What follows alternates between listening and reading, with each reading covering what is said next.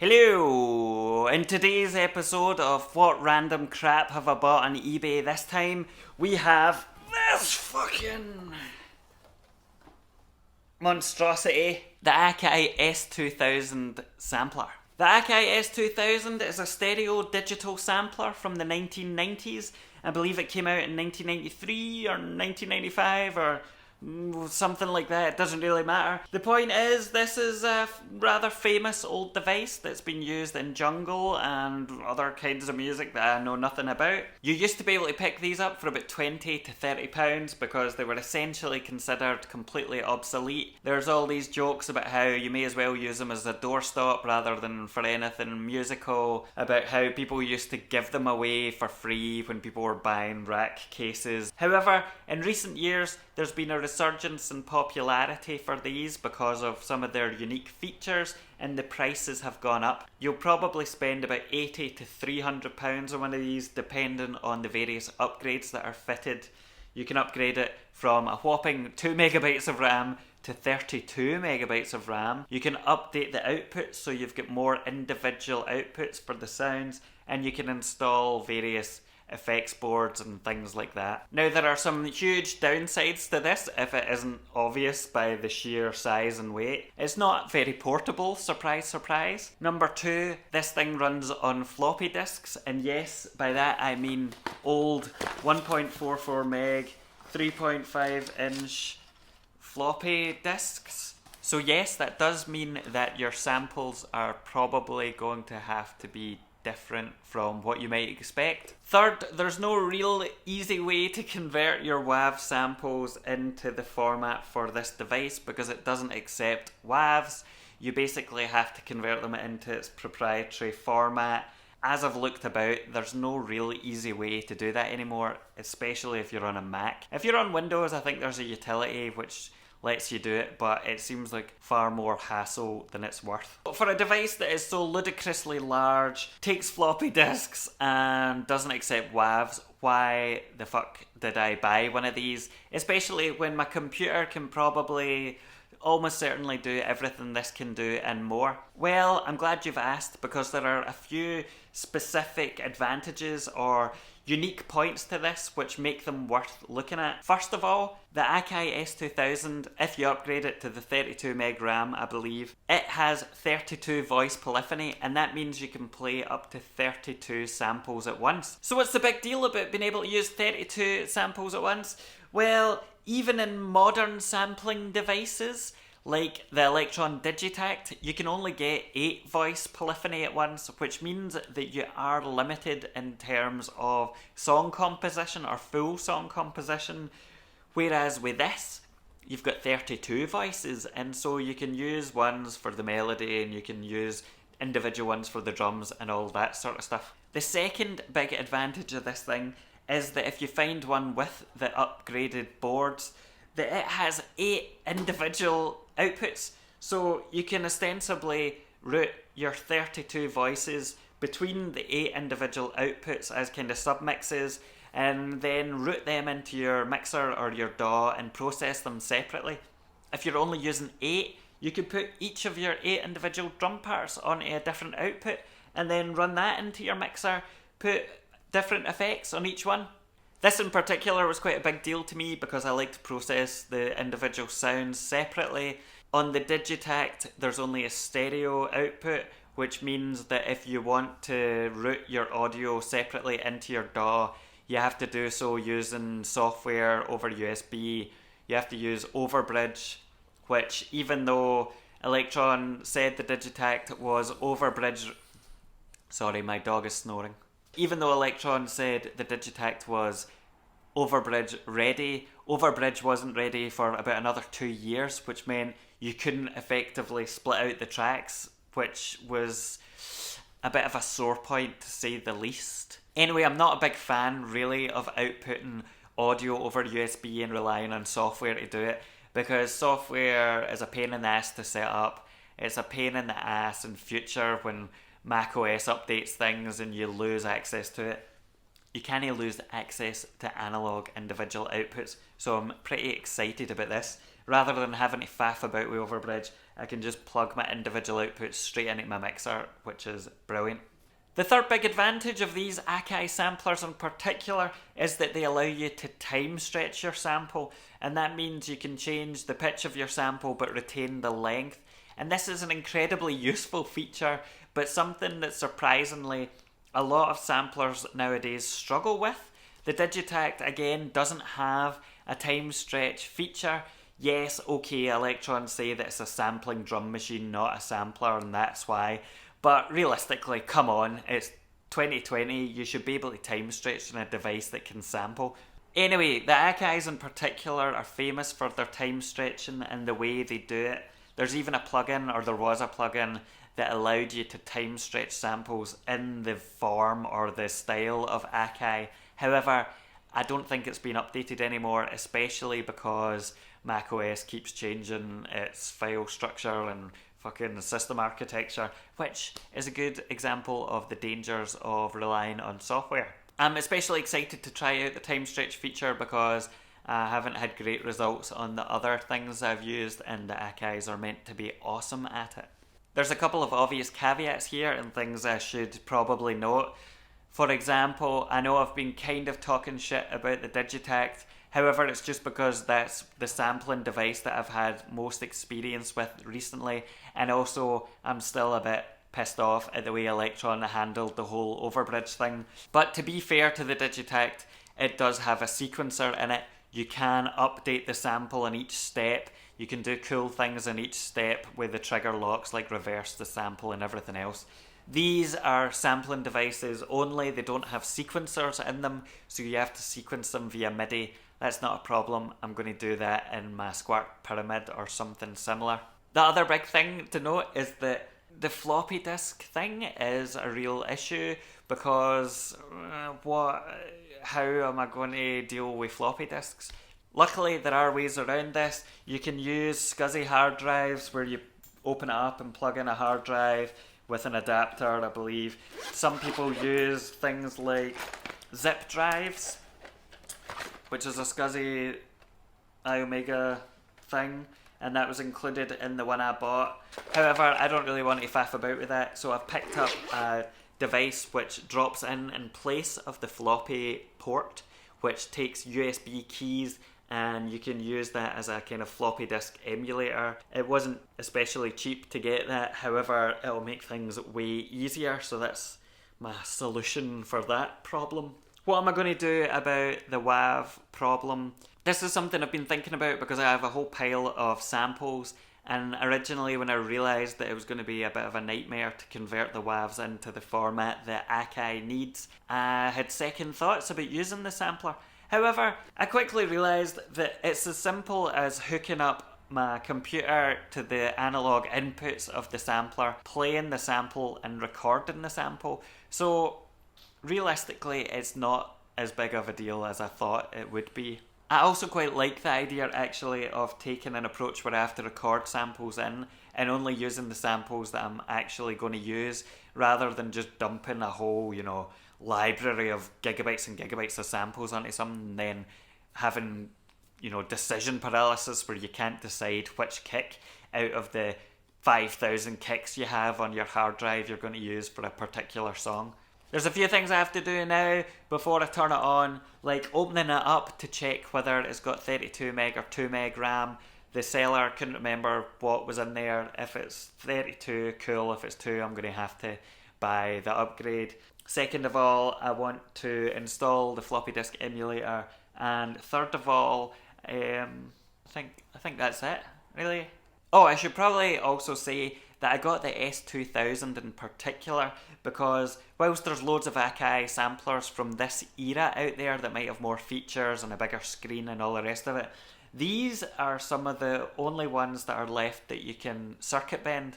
And there's a group in the UK that if you ship them off your S2000, they will add a whole bunch of switches with kind of a bend matrix, which allows you to do really wild things to your samples, like totally downgrade them, distort them, and do all sorts of cool things. So my plan, longer term, is to send them off to circuit bend it, so I've got an extra level of chaos with this old device.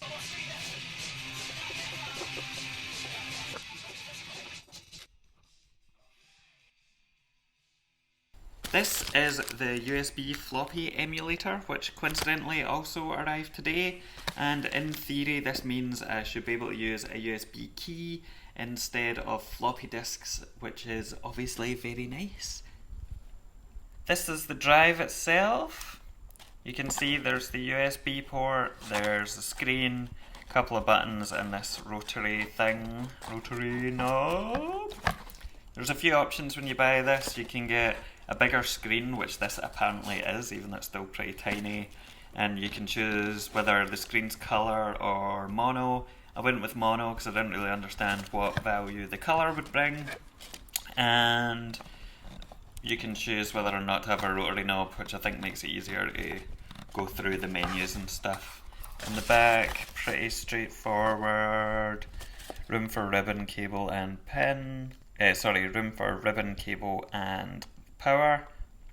There's a jumper which you can use to select what the device is, whether it's primary, secondary or whatever. If you've not had to install hard disks or peripherals in an old computer before or in a long time like myself, then you might have to refresh your memory about what the hell primary and secondary functions are. Since I've only got one drive in this, I'm pretty sure it's going to have to be primary, so I'm going to have to move that jumper. But I'm going to install it now and see how it looks. There are some other instructions in here with, you know, bits and pieces, but I don't really think I need to read them all. I'm not going to bother checking the voltages from PSU and stuff like that because fuck it, really.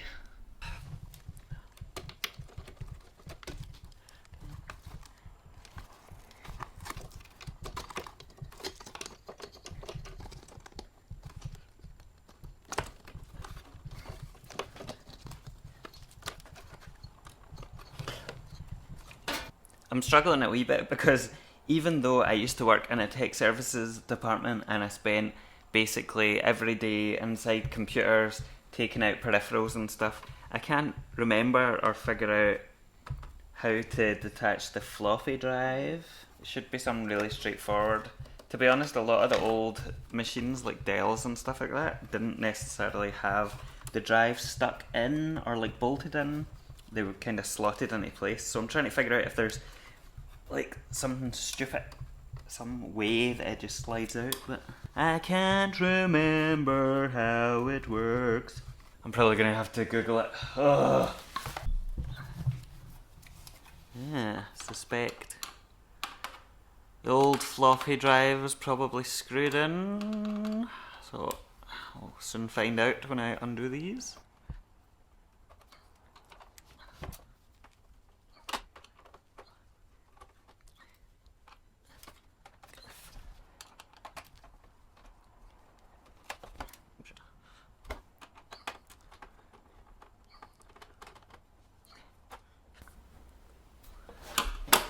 Got the floppy drive out. Turns out the caddy was screwed into the bottom of the case, so if you're doing this you should probably be aware of that. Not all peripherals like that are screwed in. It wasn't just me being an idiot. Some of them just sit there. The question now I have is whether this goes into this caddy or not. I suspect it probably does to fix it back to the case. So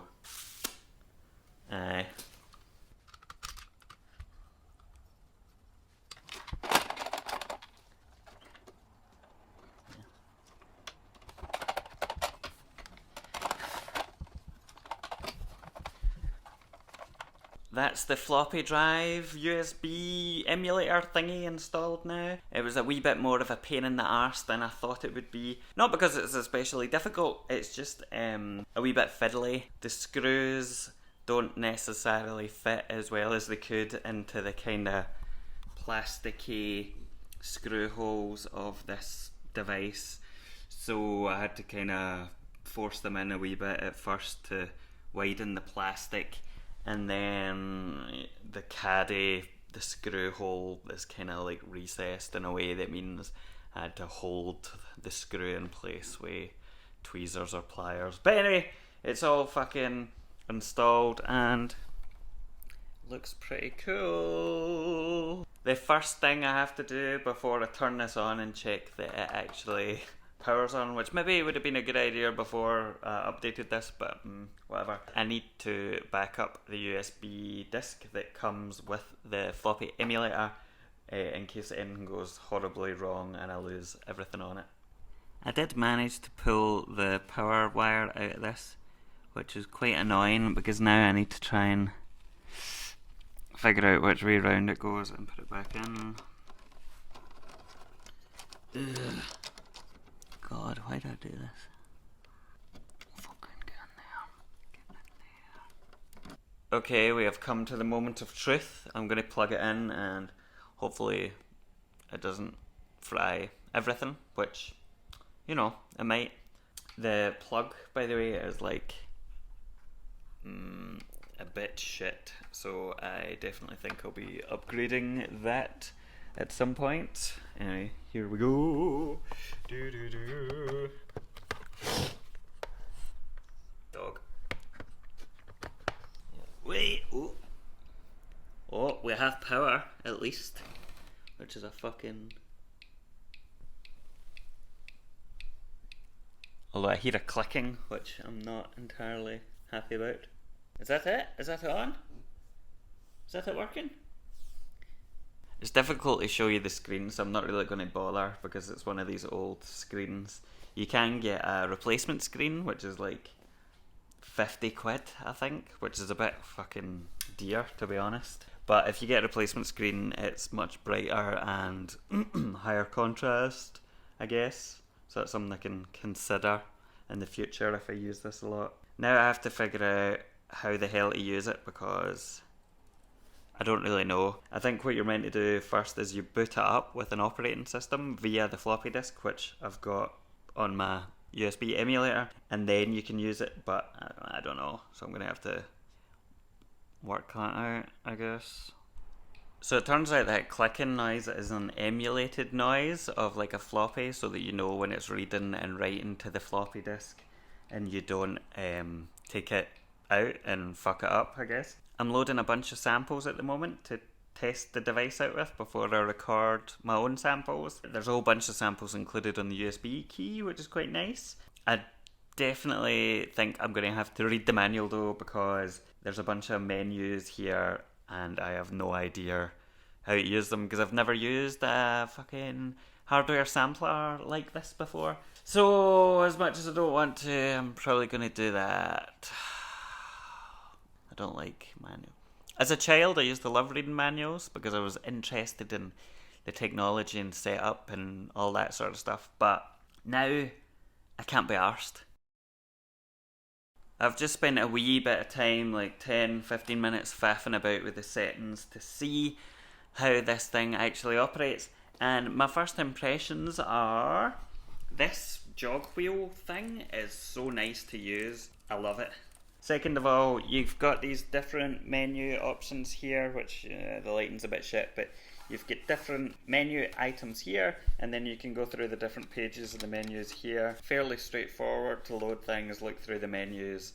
You can sample or trigger your sample here to hear what it sounds like. The only annoying thing, well, the big annoying thing is that if you're in certain pages, you can't trigger the sample, so you have to be in the sample page for the relevant sample to trigger the sample via the button on the front. I mean, you should be able to do it via MIDI, but the more complicated bits are going to be reassigning things to different key areas. So which note corresponds to which sample. Recording samples will be another thing I'm going to have to read the menu for, and applying effects and stuff like that. So basically everything I'm going to have to read about. But at least I can load a sample and it's playing, so that's pretty good. I'm going to put the case back together and then probably spend the next 3 weeks reading the manual before I know what to do. This has probably been a terrible idea, actually. I'm now coming round to appreciate the Digitect. At this point, you can see I have set up the AKAI in its new home, its flight case rack thing. What you can't see is just how deep it is. It's unbelievably deep. I had to get a very specific size for this, as the regular kind of rack size was a bit too shallow. You can see overhanging my interface rack here. I'll probably get a patch bay to sit in this point, because then I can take the outputs, the individual outputs, and put them into the patch bay and basically have better access to them. Just now they are wired into my patch bay down here, and they're coming out as you can see in this tendril of cables here going into my outputs on my ADAT. It does get quite warm up here when you're using this after an hour or so. So maybe it would have been better to get a 4U case, but I was struggling to get one at the right size, so whatever. If I put a patch bay in here anyway, then the patch bays are quite short, so they're not going to overlap the fan holes anyway, so it should be fine. I don't really understand why it gets so hot, but who knows, this was the 90s after all. There's a couple of things that I figured out since I last was recording with this stuff. And that is that inside there are extra ports for flash ROM, which allows you to retain the parameters or whatever settings you've got loaded when you turn it off. Because at the moment, if I turn this off, I basically have to load up everything again, which is a bit of a pain in the ass, because even with the USB, it's emulating a floppy drive. So if you want to load things up and they're spanned across different floppy drives, you have to load up each one individually. You can't just load up the first and expect it to know that there's also stuff related to your patch on, XYZ floppy disks. So I tried to load up my, project I'd been working on today, and I couldn't work out why certain things weren't working, and that's because it was spread across two floppy disks, or two virtual floppy disks, and I had to load them up individually, which, it's one of these quirks that you get used to. However, if we had the ROM chips, I would be able to just leave it and turn it on, and everything would be loaded into memory. Those ROM chips or ROM boards, I guess I should say, are very rare. People use them in different devices.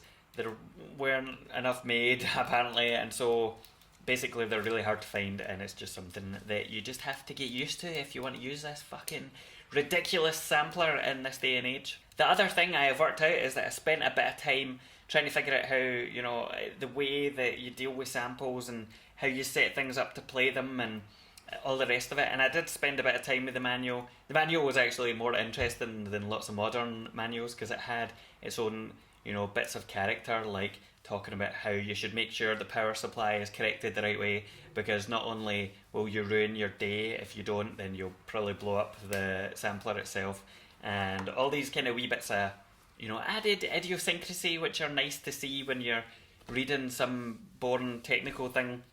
I didn't read the full thing, but I kind of got my head around at least different ways that I could use this.